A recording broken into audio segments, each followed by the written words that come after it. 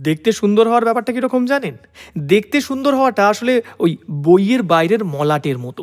দেখবেন ওই রংচঙে মলাট বেশি দিন টেকে না। কয়েকদিন পর বইয়ের উপরের এই মলাটটাই আস্তে আস্তে নষ্ট হতে থাকে। আসল গল্প থাকে বইয়ের ভিতরে।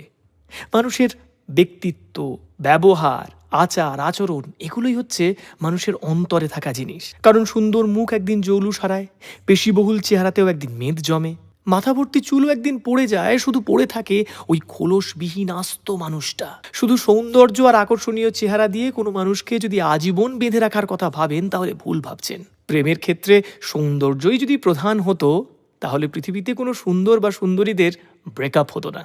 এমন কত কত মানুষ আছে যিনি নিজে হয়তো দেখতে ততটা সুন্দর নন, তিনি একজন সুন্দর বা সুন্দরীকে পাওয়ার পর, বহু আকাঙ্ক্ষা করে পাওয়ার পর তাকে ইগনোর করতে শুরু করে দেন।